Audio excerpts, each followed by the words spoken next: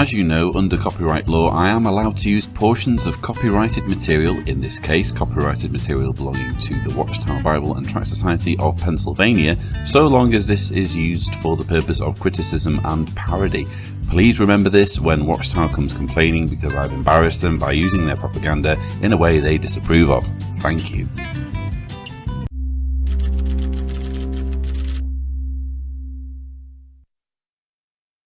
Hello there.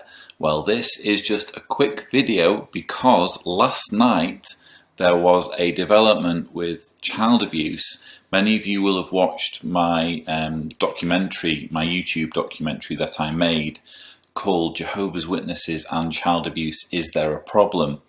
And in that I mentioned the October 1st, 2012 letter that Watchtower sent out to all elders, and I basically described one or two of the problems with that letter. Well, that letter that was basically guidelines on how to handle cases of child sex abuse was sent out in the wake of the Candace Conti lawsuits that was all the way back in 2012 when that first judgment came through. And we're now in 2016, and amazingly we have a new letter being sent out by Watchtower to all elders, which I think it's safe to assume is a response to the rather scathing assessment of the Australian Royal Commission, or at least it seems to try to want to respond to some of the recommendations that were put forward by the Australian Royal Commission, but in my opinion it fails, I'm afraid. But anyway, here is the August 1st 2016 letter to elders on child abuse. I won't be putting a link in the description, but I will be putting a link to a Reddit discussion about this letter where it should be fairly easy to find a download link so that you can check for yourself. Now, for the sake of time, I will try not to read the entire letter, but I obviously do want to just discuss one or two of paragraphs of interest to me or concern to me. I'll begin with paragraph 3. It says, from the Bible's standpoint, child sexual abuse is a gross sin. And then it lists two scriptures, Deuteronomy 23:17 and 18, and Galatians 5:19 to 21. Now you can look up both those scriptures if you like, but you will find that neither expressly refer to child sexual molestation. It is simply wrong to say that the Bible condemns child sex abuse because the Bible is silent on the subject. Yes, there are verses that refer to incest and, for example, prohibit a father from having sex with his daughter or a mother from having sex with her son, but those aren't necessarily to do with children. There is no verse in the Bible that says you cannot have sex with a child. There should be, but there isn't. So I just thought it was worthwhile pointing that out, that from the very beginning, we're only in the 3rd paragraph and already it's saying something that isn't actually true. It goes on to say, Jehovah's Witnesses abhor child sexual abuse. Thus the congregation will not shield any perpetrator of such repugnant acts from the consequences of his sin. Now it's all very well saying that, but if you insist that pedophiles shouldn't be shielded from the consequences of what they've done, you then need to spell out exactly how you intend to make sure that doesn't happen. And in this letter, I'm afraid there isn't anything nearly robust enough to suggest that that will be the case moving forward. So paragraph 4 says, the scriptures place the responsibility on parents for teaching and protecting their children. As spiritual shepherds, elders can help parents to shoulder their scriptural responsibility. Our publications and website contain much helpful information to assist parents, and then it gives a load of references to material that's discussed child abuse in the past. Now, the problem with material in Watchtower publications that touches on child abuse, I've repeatedly said this, I'm waiting to be proven wrong. I won't be proven wrong because this is the case.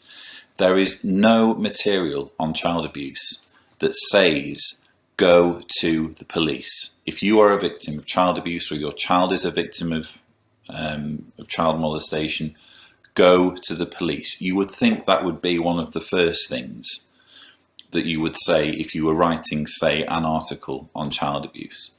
But nowhere do Watchtower publications say that.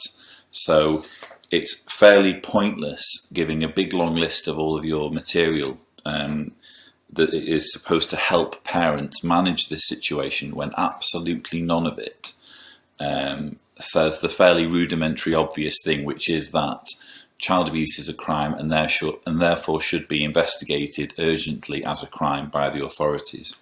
Paragraph 5, legal considerations.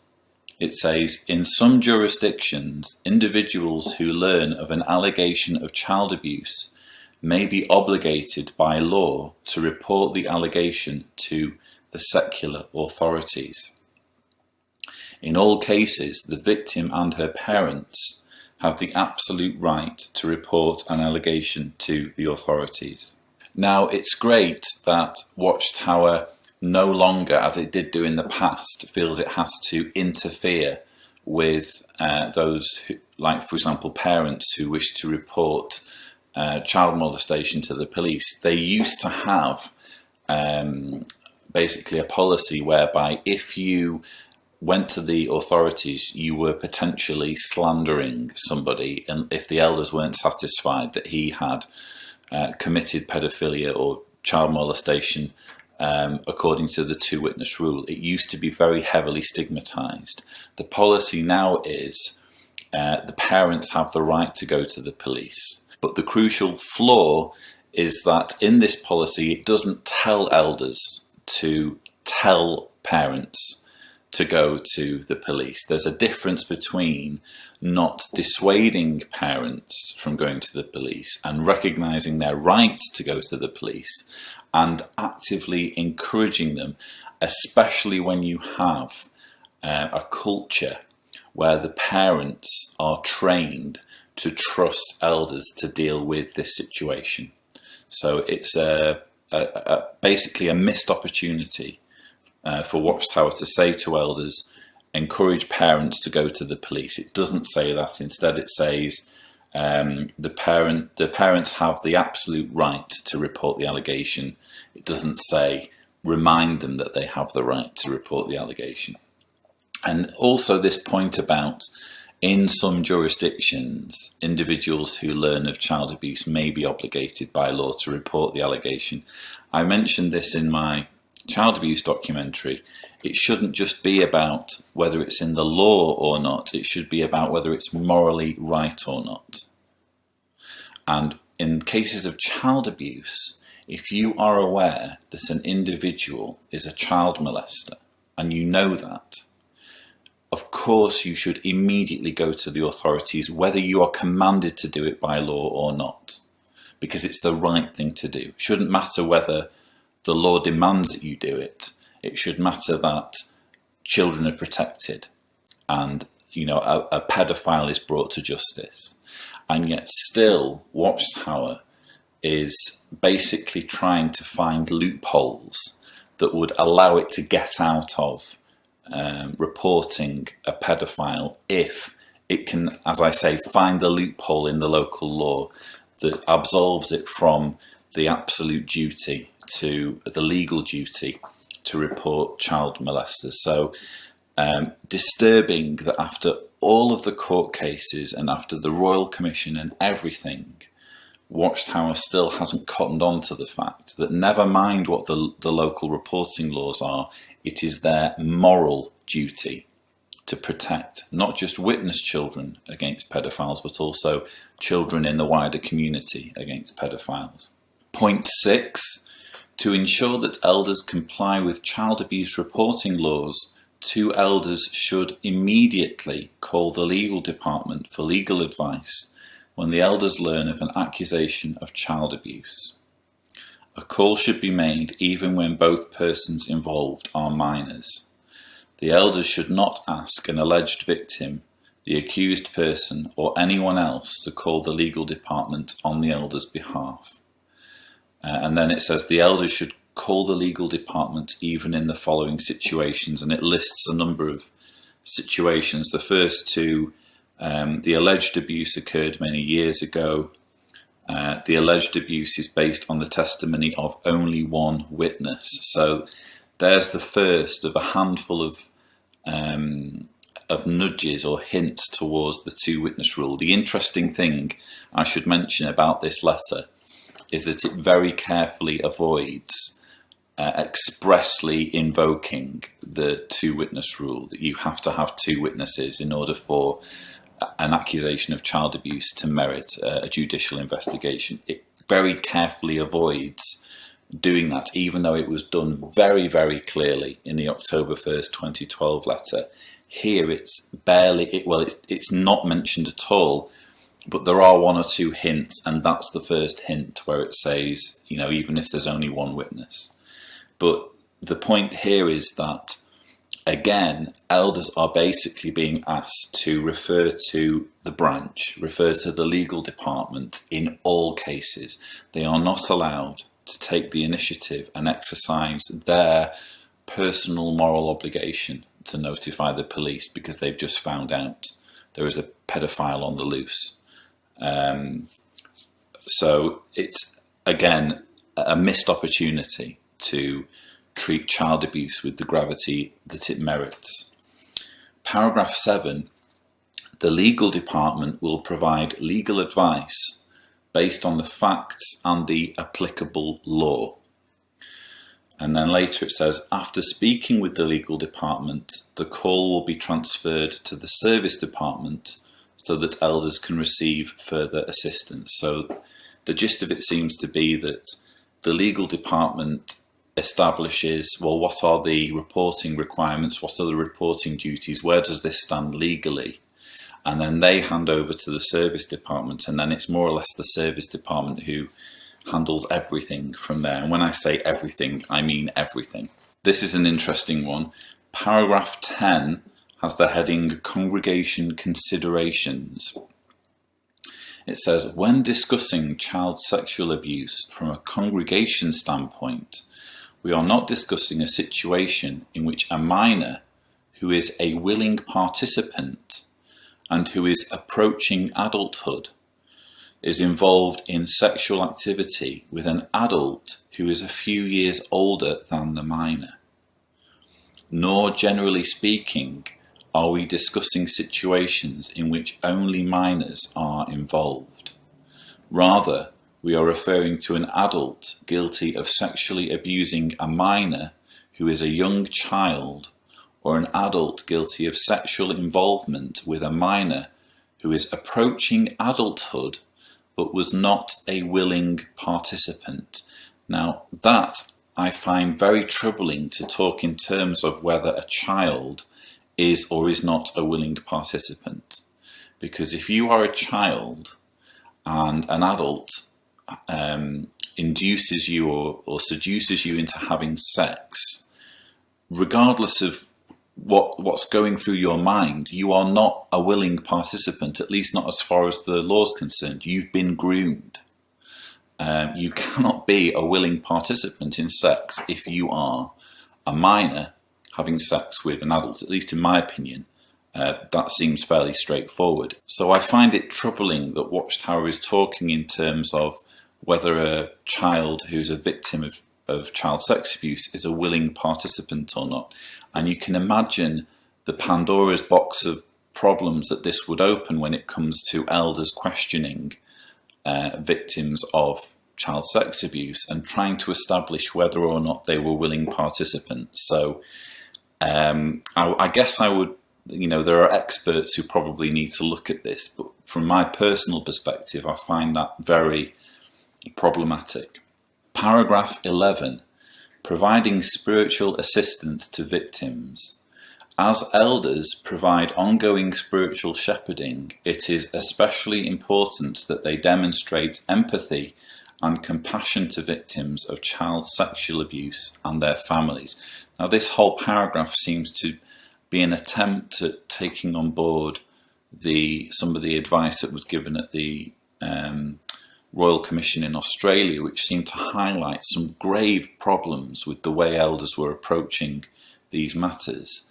It goes on to say, in the case of any discussion with a child abuse victim who is still a minor, an elder should never meet alone with the minor, but should always involve another elder and another adult member of the congregation, preferably the minor's parents.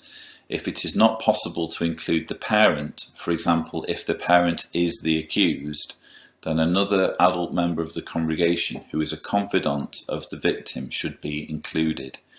In addition to the spiritual shepherding provided by the elders, the victim or her family may desire other assistance. For example, the victim or her family may decide to consult a mental health professional. This would be a personal decision for them to make. So, as hard as Watchtower seems to be trying to comply with some of the suggestions that were given at the Royal Commission, we still have a scenario where it's two elders, who are basically doing the questioning in a case of child sexual molestation. And as was pointed out at the Royal Commission, it isn't always advantageous for it to be two men who are looking into a matter of this kind. Usually it needs to be women who, for example, a female victim of child sex abuse would feel more comfortable, relating to in such traumatic circumstances. But that was basically completely dismissed. Jeffrey Jackson made it clear that it would always have to be elders who would investigate, and that's being stuck to here. I'm impressed that it at least is more open to the idea of mental health professionals being involved, but again, it doesn't say to elders, well, you should advise the victim to seek professional mental assistance. It just says, well, that's a personal decision for them to make. So it allows it, but it doesn't encourage it. Paragraph 13 is headed Investigating Allegations. And this is again where it's very strongly hinted at the two-witness rule. It says, the elders may learn of an allegation of child sexual abuse directly from the victim, through her parents, or through a trusted confidant of the victim. After receiving assistance from the branch office, everything goes through the branch office, the body of elders will appoint two elders to conduct a scriptural investigation of every allegation of child sexual abuse. These elders should carefully follow scriptural procedures and the Bible-based direction outlined in this letter and in the shepherding textbook, particularly chapter 5. Now, this is my copy of the shepherding textbook, and you'll be disturbed to know that chapter 5, let me just double check, I want to be absolutely sure on this. Yes, chapter 5 is headed Determining Whether a Judicial Committee Should Be Formed, and it's on page 72 of chapter 5 that we get this awful paragraph. If the accused denies the accusation, and it specifically mentions that this also applies to child abuse. And it says, if the accuser or the accused is unwilling to meet with the elders, or if the accused continues to deny the accusation of a single witness and the wrongdoing is not established, the elders will leave matters in Jehovah's hands. That is, in essence, the two-witness rule, and very cleverly, rather than explicitly mention the two-witness rule, what Watchtower has done here is it said to elders, you should investigate these situations scripturally and according to what we've written in chapter 5 of the Shepherd.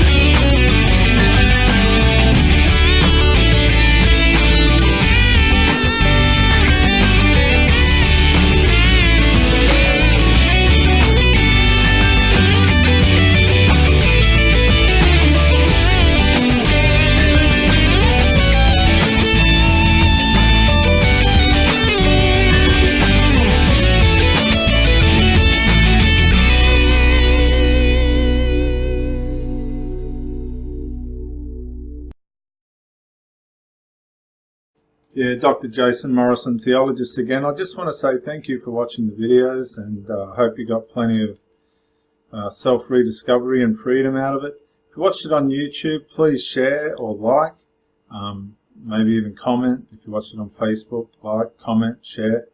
But most of all, get out and live.